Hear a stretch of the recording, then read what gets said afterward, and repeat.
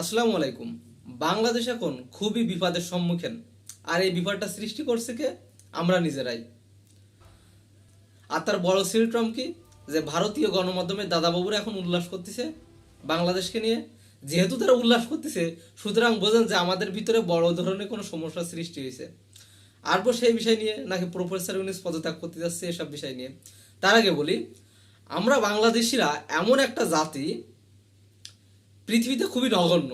আমাদের যদি একটু কোক বা একটা সিংড়া বা সামোসা দিয়ে যদি আমাদেরকে শুলে চড়ানো হয়, আমরা হাসি মুখে শুলি চড়ি আর ওই সিংড়া খাই বা কোক খাই। বুঝি না যে আমাদের এই সিংড়া সামোসা খায় আমাদেরকে শুলি চড়ানো হচ্ছে।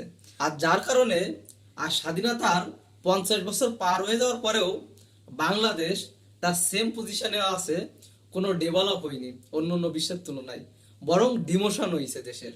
খুবই জঘন্য ডিমোশন হয়েছে। এখন আসছেন কি হয়েছে বাংলাদেশে। 24-এর গণ অভ্যুত্থানের পরে বাংলাদেশে একটা নতুন করে স্বপ্ন দেখতে শুরু করছিল, যেটা এই বাংলাদেশ এবার একটু ঘুরে দাঁড়াবে। এই 50 বছর যা গেছে সব শেষ, নতুনরা ক্ষমতা নিচ্ছে, একটু আশার আলো দেখবে। প্রফেসর ইউনূসকে ক্ষমতা দেওয়া হয়েছে, সবাই স্বপ্ন দেখতে শুরু করলো যে এ সংস্কার হবে, সে সংস্কার হবে। আস্তে আস্তে এর ভিতরে কি হলো, যেহেতু ইন্ডিয়া আমাদের চারিপাশে আছে এবং আপনি নিশ্চিতভাবে জানেন যে বাংলাদেশ থেকে পাকিস্তানের দালাল অনেক আগে চলে গেছে, কিন্তু এই ভারতীয় দালাল বাংলাদেশ থেকে একদম নির্মূল করা খুবই টাফ ব্যাপার। আপনি বিশ্বাস করেন যে বাংলাদেশে কোনো পাকিস্তানি দালাল নাই। যারা বাংলাদেশে পাকিস্তানি ট্যাগ দেয় বা পাকিস্তানি দালাল বলে, এরাই ভারতের দালাল। বাংলাদেশে কোনো পাকিস্তানি দালাল নাই। সো যারা ভারতের দালাল না, ভারতের বিরোধিতা করে, দেশকে ভালোবাসে, দেশপ্রেমিক, তো দেশের সাথে যখন তারা কাজ করে, তাদেরকে পাকিস্তানি দালাল ট্যাগ দেওয়া হয় এবং দিয়ে কারা? এই ভারতীয় রয়ের এজেন্টরা। সো বাংলাদেশ যখন নতুন করে স্বপ্ন দেখা শুরু করলো যে না, নতুন কিছু একটা শো হতে চলেছে বাংলাদেশের, তখন তো আমাদের চারপাশে দাদাবাবুদের মাথায় চিন্তা যে না, আমাদের আমলিক সরকারকে আমরা টিকায় রাখতে পারলাম না, সো বাংলাদেশের ভিতরে আমরা কিভাবে কন্ট্রোল নেব। এখন তাদের তো মাস্টার প্ল্যান চলতেছে অনর্গত, কিভাবে কি করা যায়। তবে তাদের প্ল্যান কি কারা করতেছে? অবশ্যই তাদের প্ল্যান। তো অদ্ভুত আকারে দেখা গেল কি, বাংলাদেশের রাজনৈতিক অঙ্গনে প্রত্যেকটা রাজনৈতিক দলের ভিতরে একটা বিভেদ সৃষ্টি হয়ে গেল এবং কঠিন আকার, একে অপরকে দুষ্টিছে। মানে চিন্তা করে, এনসিপি যাদের এখনো নিবন্ধন হয়নি, তারা বিএনপির বিরুদ্ধে কথা বলে, তারা জামাতের বিরুদ্ধে কথা বলে। মানে একটা জাত অবস্থা। আপনি বিএনপির বিরুদ্ধে একটু কথা বলতে পারেন কোন বিষয় নিয়ে, যে তারা চাঁদাবাজি করতেছে, সন্ত্রাসী লুটপাট করতেছে, দ্যাটস এনাফ। কিন্তু অতিরিক্ত এক্সট্রিম লেভেলে না। এখনো তো সবাই মিলে কাজ করতে হবে। তবে বিএনপির একটা বড় ভুল আছে, যে এই ঐক্যটা করার দরকার ছিল বিএনপির, কারণ সে সব থেকে প্রাক্তন রাজনীতিবিদ তাদের, এবং সব থেকে সিনিয়র দল তাদের, এবং সব থেকে জনপ্রিয় দল তারা। সুতরাং এই রাজনৈতিকভাবে সবাইকে একতাবদ্ধ রাখার দায়িত্ব ছিল এই বিএনপির, কিন্তু তারা সেটা আগে ভাঙছে এক কথায় বলতে গেলে।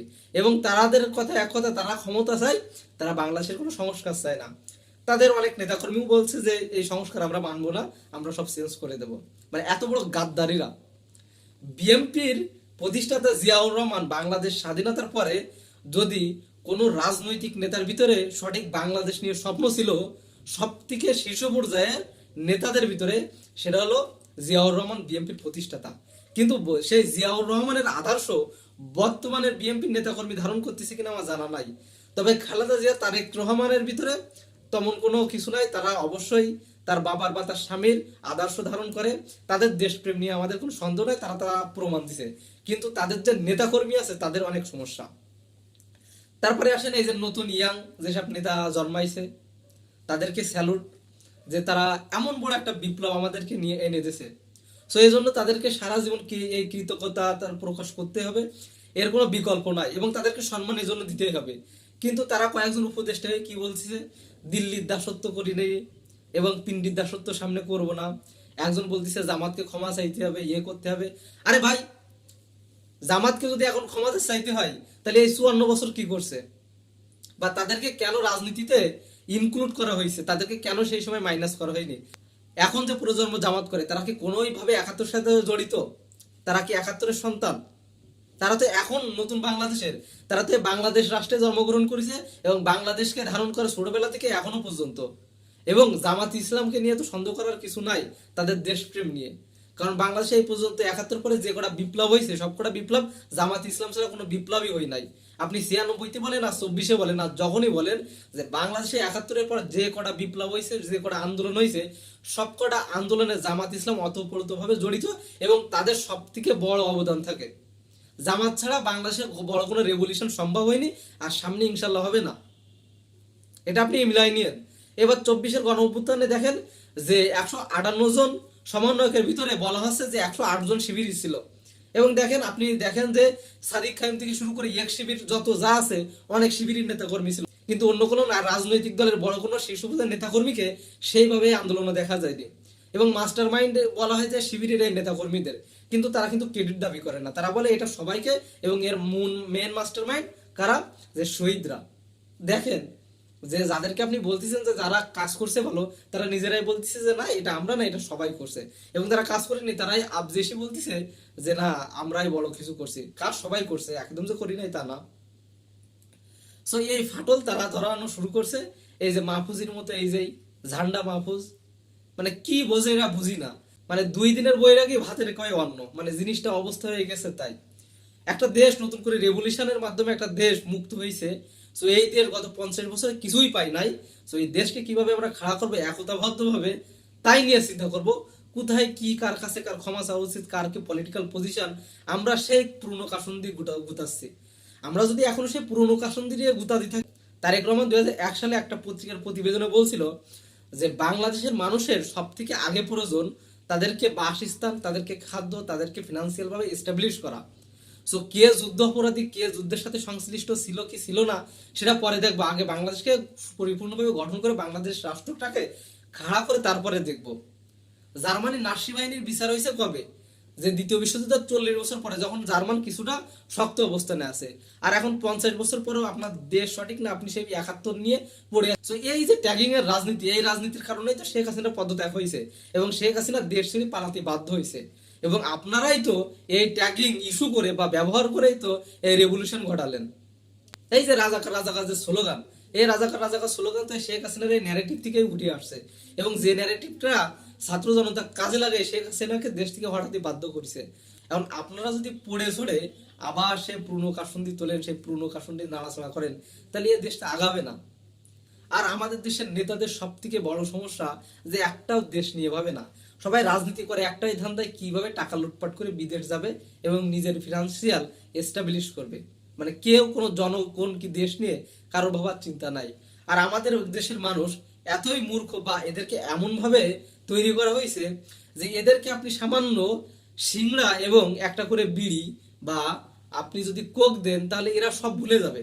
এদেরকে আপনি খাওয়াই একটা সিংড়া হাতে দিয়ে শুলি চড়ান, ওর মনে থাকবে না যে ওকে শুলি চড়ানো হচ্ছে। আর আমাদের রাজনৈতিক নেতা কর্মীরা ঠিকই এই কাজই করে। আর যে কারণে আজ আমাদের দেশটা এই অবস্থা। আমাদের দেশ এখনো স্বাধীনতার 54 বছর পার হয়ে যাচ্ছে, কিন্তু কোনো ডেভেলপ নাই। কাজ করতে এসেছিল প্রফেসর ইউনুস, আমরা তাকেও কাজ করতে দিচ্ছি না। খুবই খারাপ অবস্থা। তিনি একজন আইকনিক পারসন, বিশ্বে তিনি একজন বললেও চলে। সো তিনি বাংলাদেশ রাষ্ট্রের মতো একটা ক্ষমতা নিয়েছে এবং সে কাজ করতেছে। এবং অনেক রাজনৈতিক দল বলতেছে যে তিনি কি কাজ করছে, কি সমস্যা করছে দেখ। আরে ভাই আপনারা তো কাজ করতে দিলে তিনি করবে।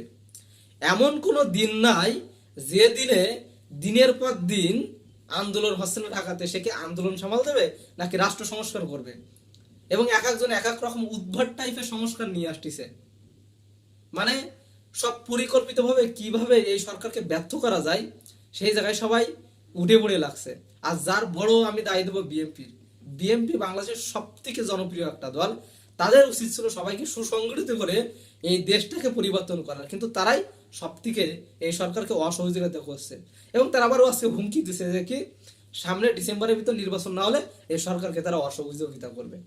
আর বিএনপি নেতা কর্মীদের কি বলবো, আমার বুঝে আসে না যে তাদের বক্তব্যের সাথে সেনা প্রধানের বক্তব্য এবং ভারতের সেনা প্রধান, ভারতের মিডিয়া, ভারতের রাজনৈতিক ব্যক্তিবর্গ মানে সবাই একমত। সেনা প্রধান আওয়ামী লীগ নিষেধ চায় না, বিএনপি আওয়ামী লীগ নিষেধ চায় না। এবং কি ভারত কি বলছে, খুবই হতাশ হয়েছে। এবং ভারত তো কখনোই চায় না আওয়ামী লীগ নিষিদ্ধ।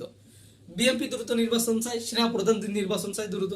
সে সামনের বছর অন্য রাজনৈতিক দলের হাতে ক্ষমতা আছে, সে নাকি এখানে অভিভাবকহীন হয়ে পড়েছে। তারপরে ভারত তো কালকে নির্বাচন দিলে ভালো হয়, ডক্টর ইউনূসকে সরাই। মানে সবকিছু ভারত যা বলতেছে, ভারতের যা চিন্তা ভাবনা, ভারত যাতে খুশি, বিএনপি তাতে খুশি, সেনাপ্রধান তাতে খুশি, আর মাঝখানে আমরা সাধারণ জনতা হা করে দেখতে আছি। তো এই যদি চলতে থাকে বাংলাদেশের রাজনীতিতে, তাহলে বাংলাদেশ কিভাবে ডেভেলপ হবে আপনি বলেন?